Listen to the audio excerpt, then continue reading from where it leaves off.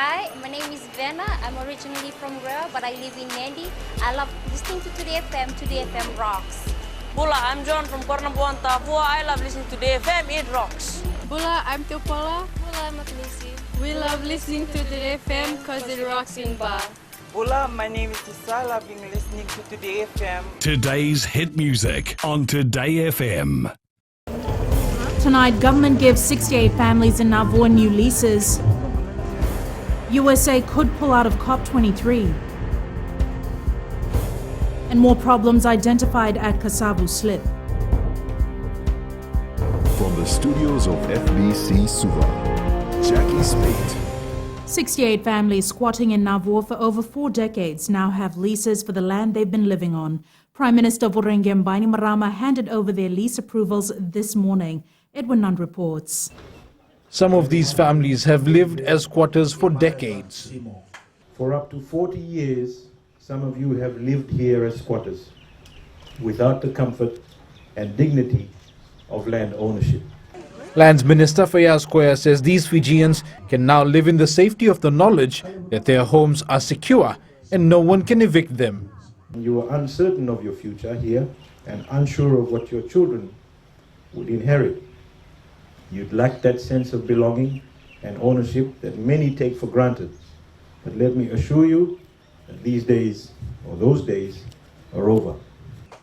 The leases are for 99 years and pass from generation to generation until expiry.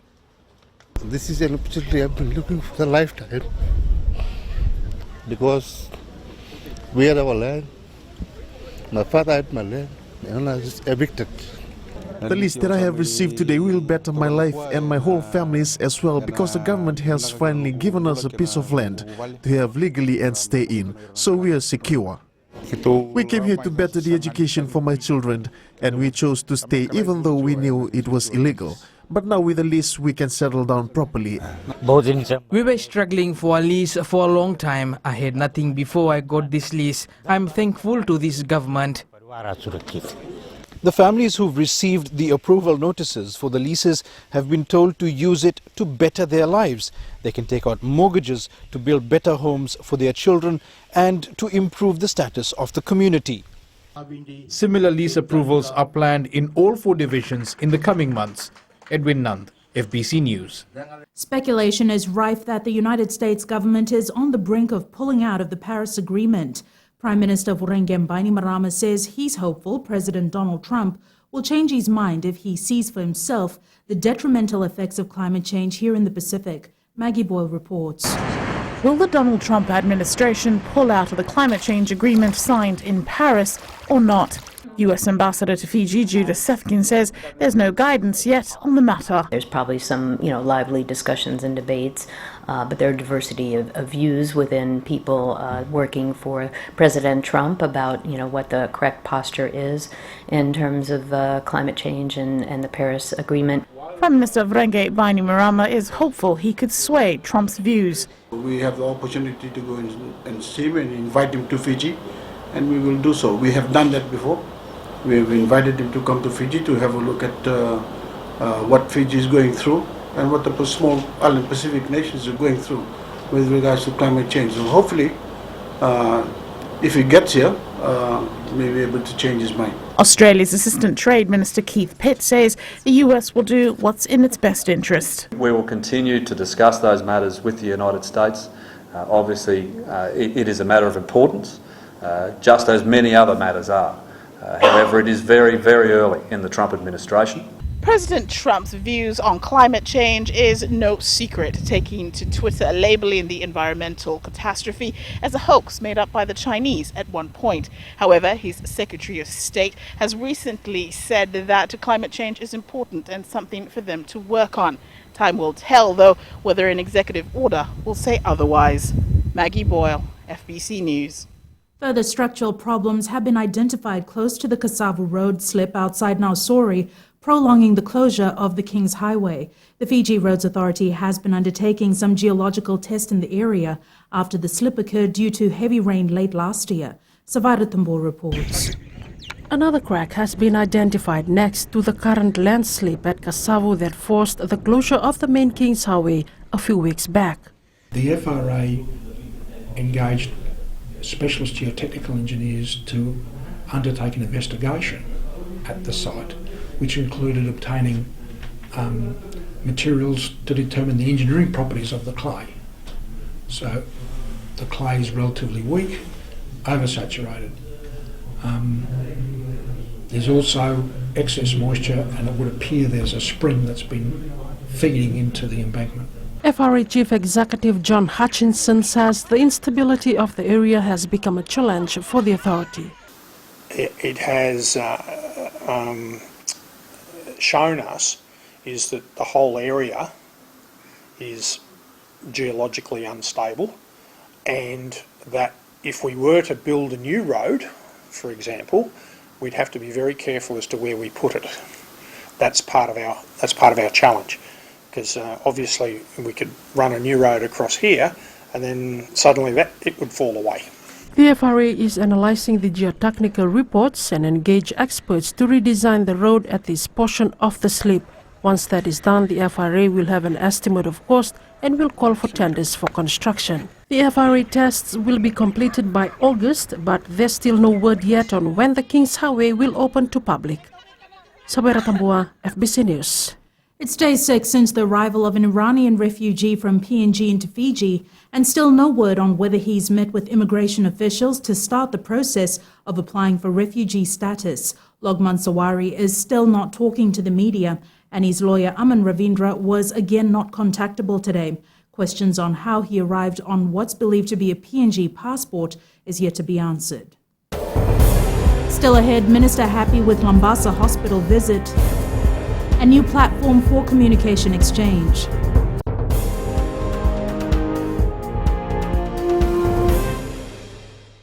मेरा नाम कमल रोशनी है। हम लोगों में रहते हैं और मिर्ची एफएम सबसे बेस्ट स्टेशन है। हमारा नाम मेसी है, हम गोल्ड टाउन तापुआ में रहता है और मिर्ची इज हॉट इन तापुआ। Hi, we Bagels. We love Mirchi FM because it's hot. निवेश तापुआ में रहता हूँ, सुनता है यहाँ मिर्ची FM is very hot. Mirchi FM, it's hot.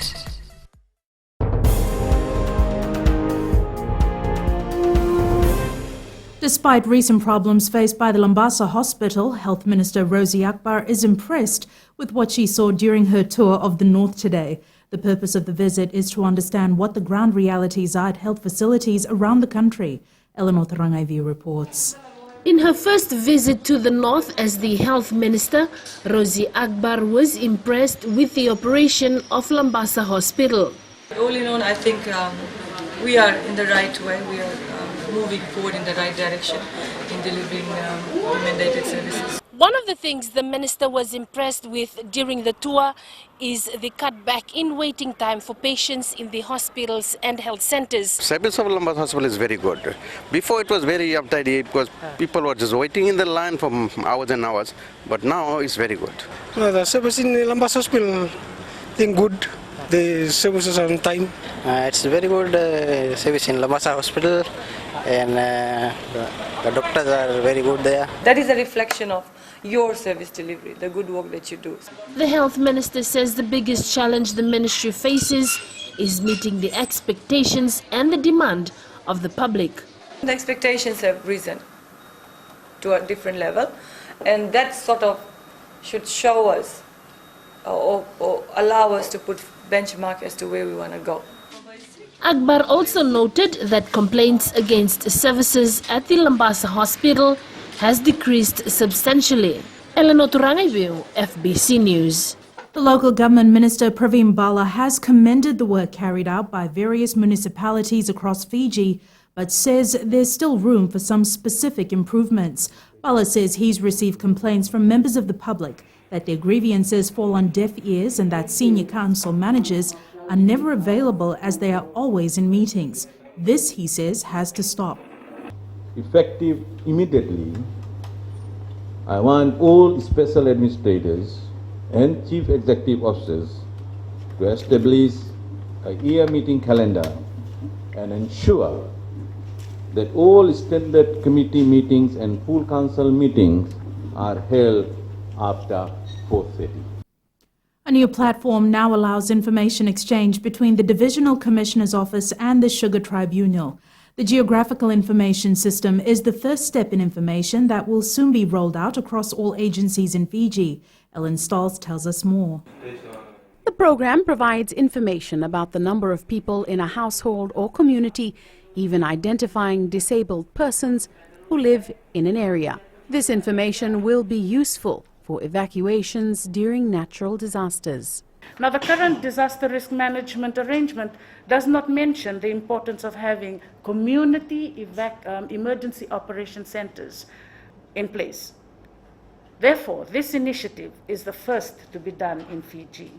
So it's a milestone achieved by the program through the leadership of the Office of the Commissioner Western. Teams are deployed to gather a wide range of information using a global positioning system, and this is then inputted into a centralized database. As you know, during disaster time, we're all scrambling around for information.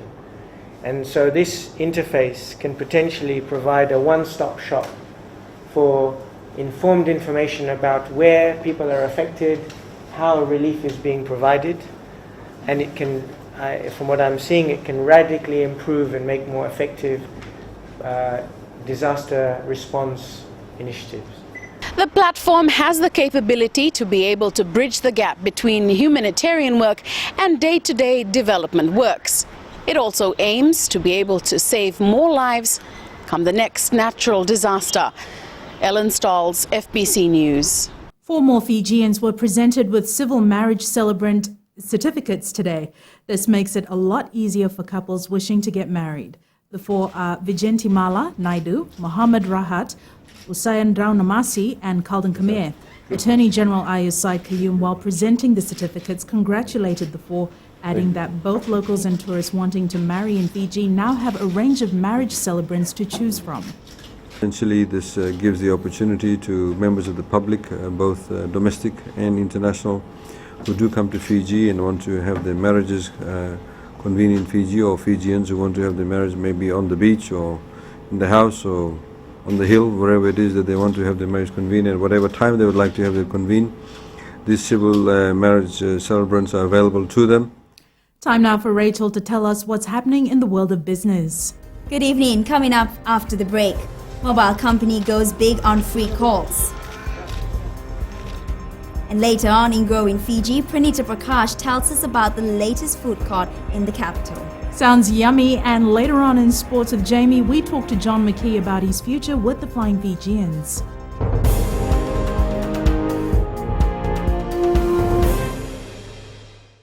Hola, we from Latoka.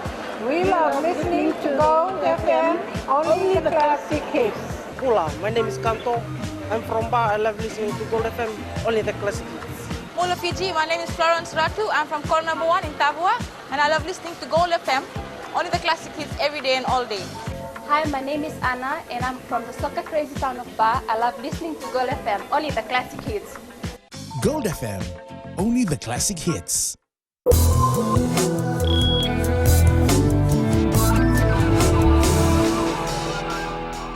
Starting our business segment tonight, women empowerment is a strong focus in our business community today, as preparations for the 2017 Women in Business Award kickstarts tonight.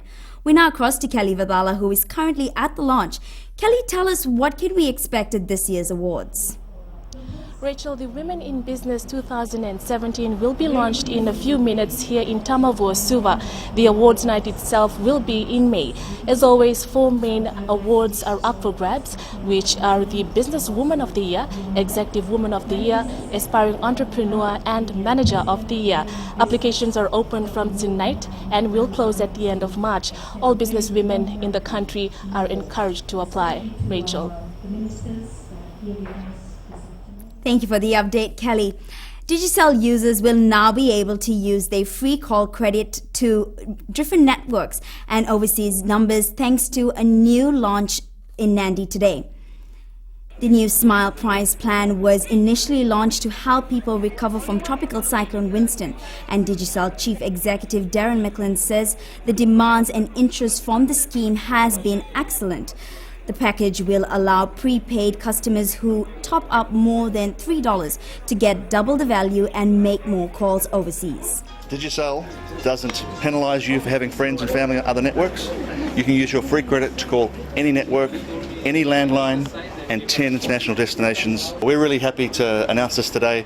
We've got a whole team here celebrating it. There's clearly a lot of interest in it, and our customers, the feedback so far has been really positive. So, we're really proud of this step we're taking.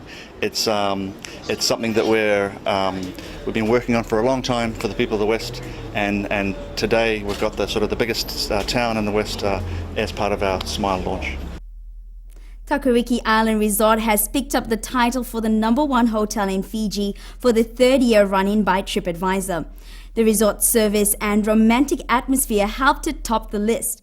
Takariki has also scooped top placements in the South Pacific region.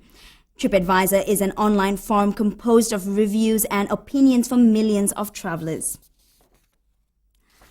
On the stock markets today, Freebird Institute Limited has joined the South Pacific Stock Exchange, making it the first foreign-owned company to be listed.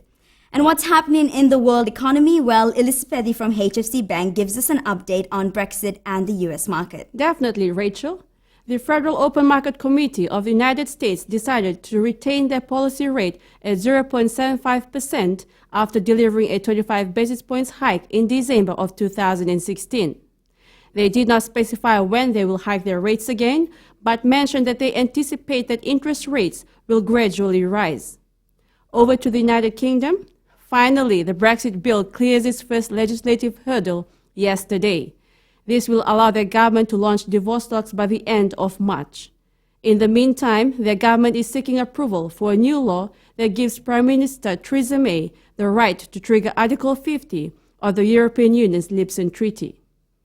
This was after the Supreme Court ruled that they have to consult Parliament before it is invoked. Since June 23, 2016, when the United Kingdom voted to leave the European Union, the pound has weakened by 17% against the Fijian dollar. On to today's exchange rates. The Chinese yuan, the US dollar, and Australian dollar dropped today. The yuan was down by 62 points to close at $3.26. The US and Australian dollar closed at 47 and 62 cents respectively. The New Zealand dollar rose by 39 points to close at 64 cents rather. In the commodities market, oil dropped slightly to close at $53.12 a barrel. Gold also followed a similar trend to close at $1,203 an ounce, and silver followed suit, closing at $17.44 an ounce. 5 new restaurants have started operation at the soon-to-be-open My FNPF Plaza in the capital. These include the Sri Lankan Express, a grill outlet, and a noodle bar. Pranita Prakash tells us more.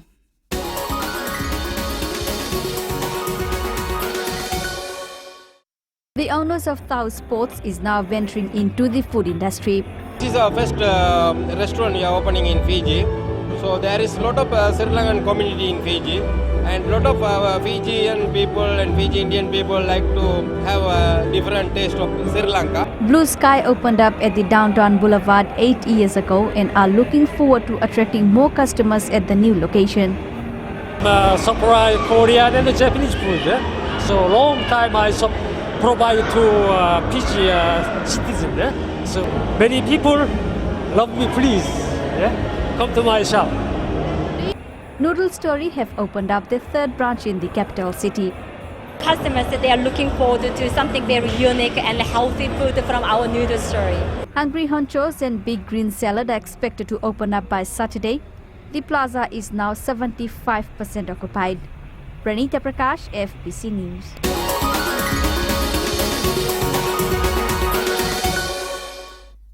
That's it from Business Tonight. Now it's Jamie here with sports.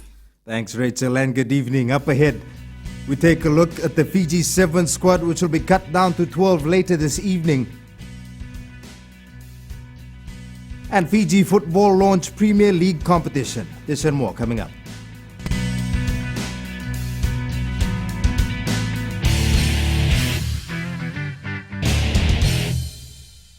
Weo tibita rokuta mai kono kulan rasa lutoka doba talita kana porong na radio Fijian. Bulan rango pina mai korviri nandi au talita kana porong na radio Fijian na programa ni mas masu na mataklaylay. Oya ochone kurinambila mai bunangoro na makete hinga toka kwe bido taletakini na baroro na Radio Fijian gene na domoiviti. Na Radio Fijian na domoiviti na bonga ni BNN.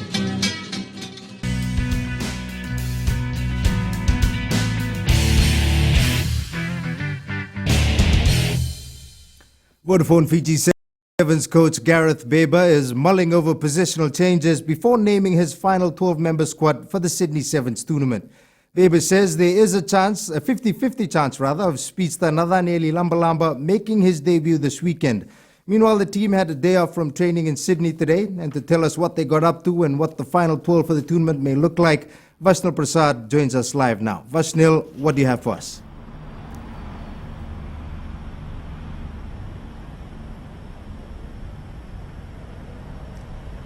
Thank you, Jamie. Yes, the team had a day off from training today and went on a boat ride in Sydney before meeting the fans later in the afternoon.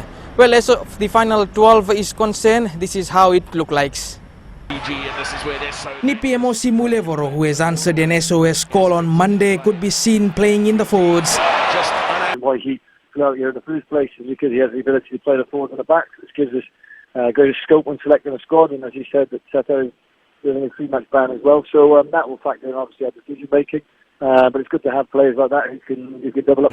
Nathanieli Lambalamba, who missed out in Wellington last weekend, could also get the nod.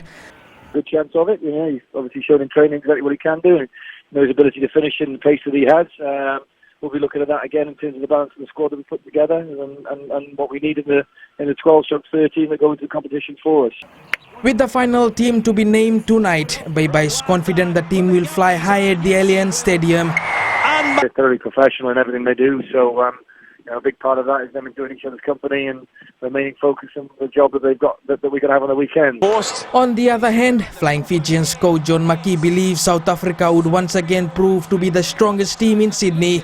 We're the one team that have really pretty much got the same squad, and they're a team that are they're probably, of all the Sevens teams, I think they make the least errors, and they're the hardest team to beat.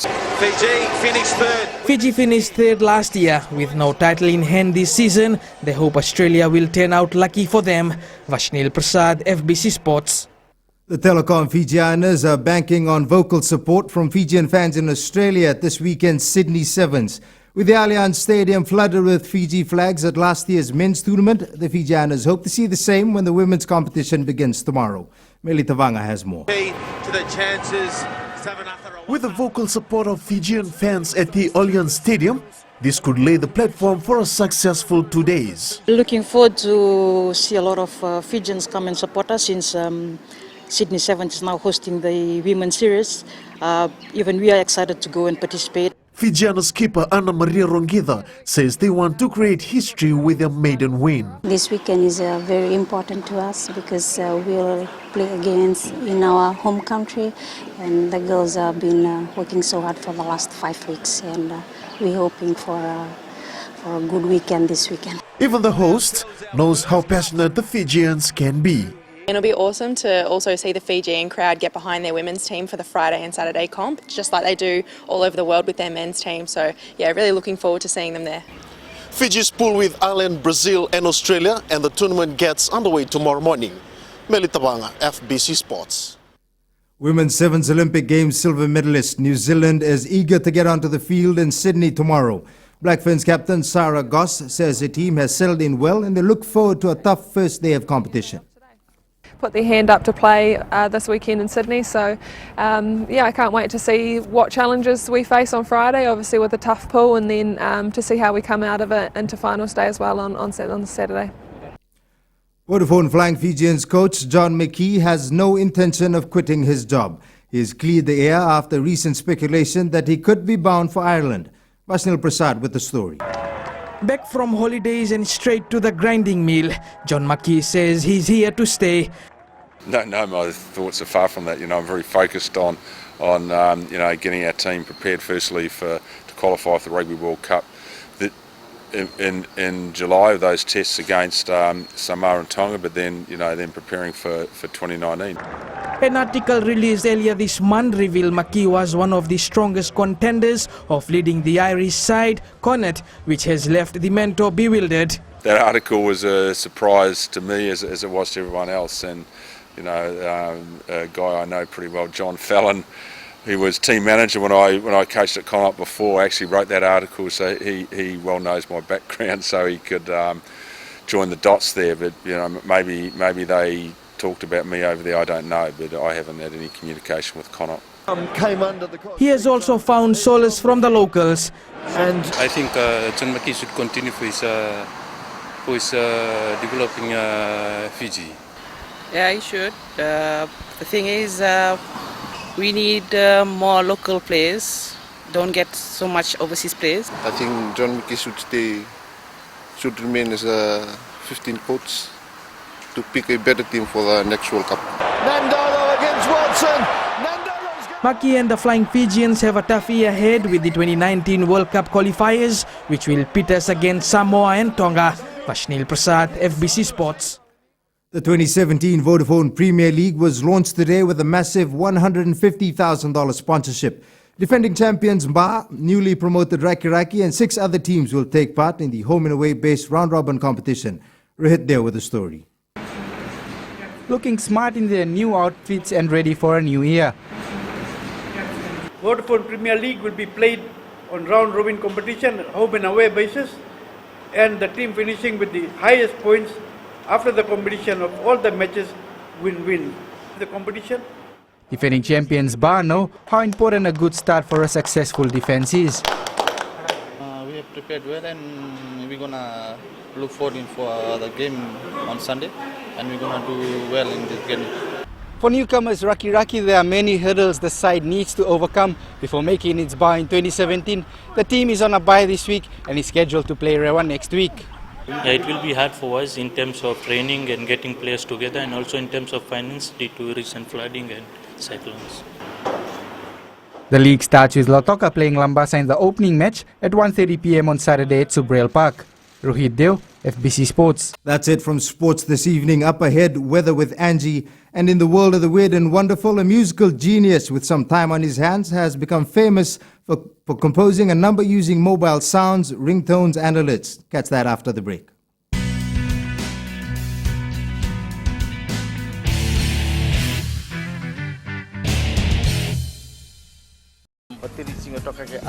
बात करता है और radio Fiji 2 हमें बहुत पसंद है और radio Fiji 2 के अलाउंसर लोग जितना है बहुत अच्छे लोग हैं, बहुत लाइक करता है रेडियो फिजी 2। हमारा नाम रवनीता है, हम नैनी से है, हमें रेडियो फिजी 2 पे पुराने गाने अच्छे लगते हैं। हमारा नाम सोनू है, बा मार्केट टैक्सी ड्राइवर है, रेडियो फिजी 2 सब टाइम सुनता है। रेडियो फिजी 2 देश की धड़कन।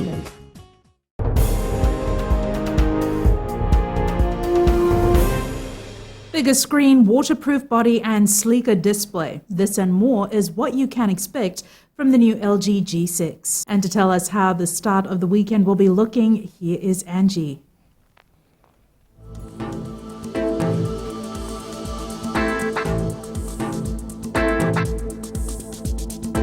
Good evening and welcome to the Weather World. The happy sunny days to continue with yet another gorgeous but slightly warmer day. But I'm sure you've noticed the recent trend over the last week. After a hot sunny day, rain arrives with lots of thunder in the afternoons or the evenings, cooling us off for the beat, and tonight is going to be no exception. Let's see what the situation was in the west. Temps got up to 33 for Lautoka and Mba, while the jet-set town Nandi rose to 33 degrees.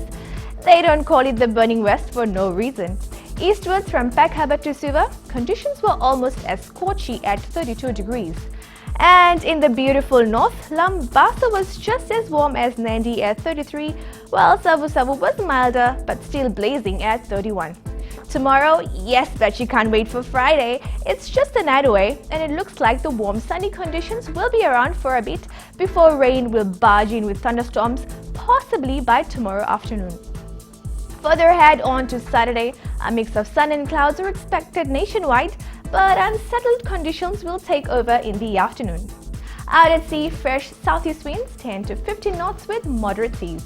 And for you mariners, the next high tide is at 10:42 p.m. tonight, with a low tide tomorrow morning at 4:58 a.m. And that's FBC Weather, Jackie. Thanks so much for that, Angie. On Fijian Pulse today, we ask Fijians, are you impressed with business developments taking place in Fiji?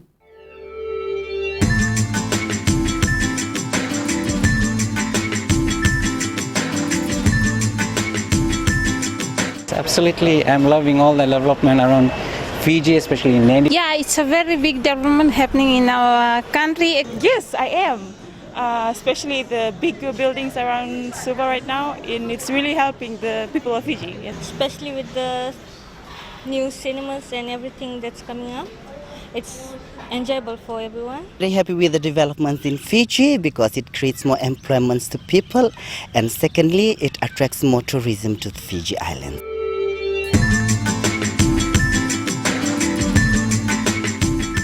Recapping the main stories for tonight, government gives 68 families in Nauru new leases. USA could pull out of COP23, and more problems identified at Kasavu slip.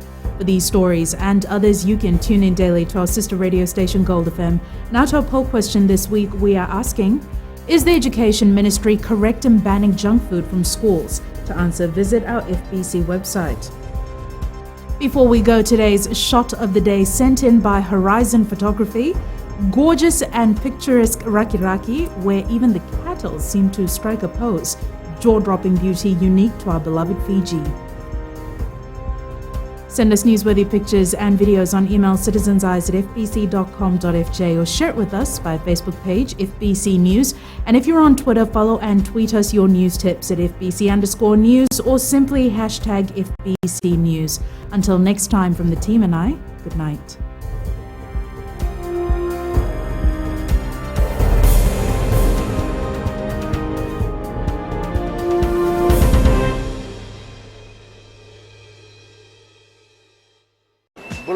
I'm another Sorbakro of Nayabu whenever I want to tune in to listen to great music, I always tune in to my favorite radio station, Gold FM, only the classic. My name is Lita. We love listening to Gold FM here at the Fiji Hideaway Resort and Spa. Gold FM, only the classic hits. We here at Tano Waterfront Lautoka love listening to Gold FM, only the classic hits. Gold FM, only the classic hits.